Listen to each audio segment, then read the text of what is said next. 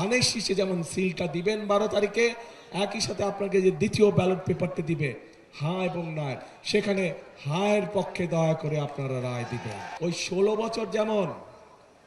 বছর যেমন নিশিরাতের নির্বাচন হয়েছিল, আমরা এবার আর করতে দেব না।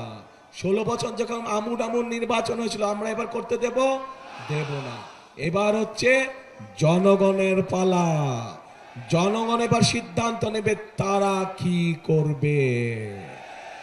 কাজেই জনগণ, সকল মুসলমান, হিন্দু, বৌদ্ধ, খ্রিস্টান, যে যেখানে আছেন, সকল ধরনের মানুষ যারা ভোটার, প্রত্যেকে ভোরবেলায় গিয়ে ভোট কেন্দ্রের সামনে লাইন দিয়ে দাঁড়াতে হবে, যাতে করে কেউ কোনো ষড়যন্ত্র করতে না পারে।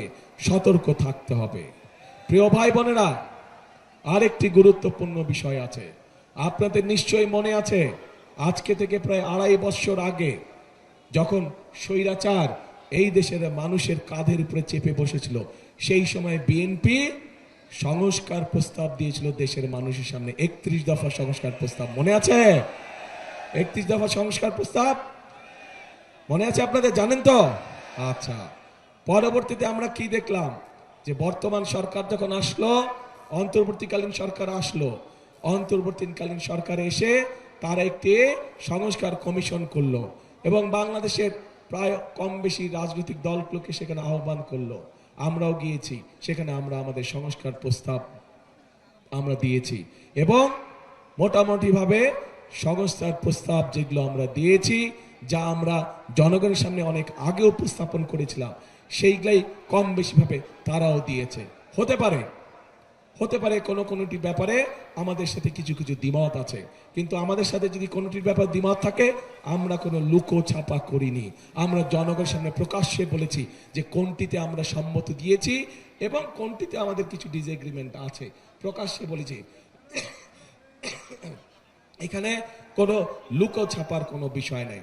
এখন প্রিয় ভাই বোনেরা, এই যে 12 তারিখে যে আপনারা আপনাদের পরিকল্পনা সফল করতে যাবেন, একই সাথে আরেকটি কাজ করতে হবে।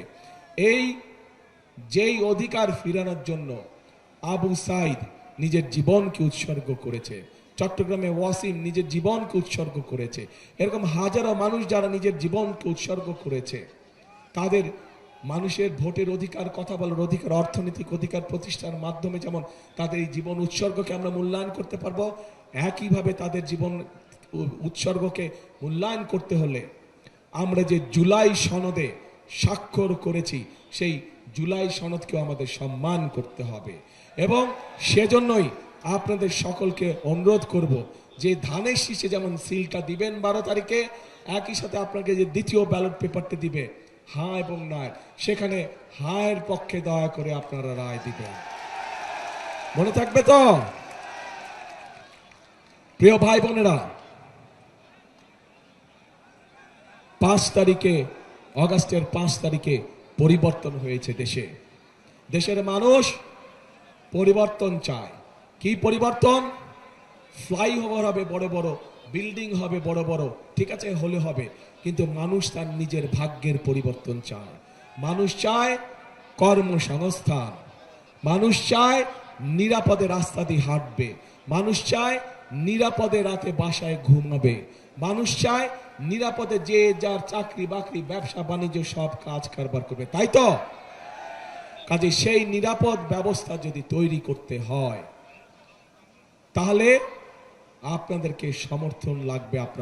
আপনাদের সমর্থন থাকলে সেই নিরাপদ ব্যবস্থা ইনশাআল্লাহ বিএনপি বাংলাদেশে প্রতিষ্ঠিত করতে পারবে। কারণ বিএনপির অতীত ইতিহাস আছে, দেশের আইন শৃঙ্খলা কিভাবে নিয়ন্ত্রণ করতে হয় সেটি বিএনপি একমাত্র অতীতে দেখিয়েছে।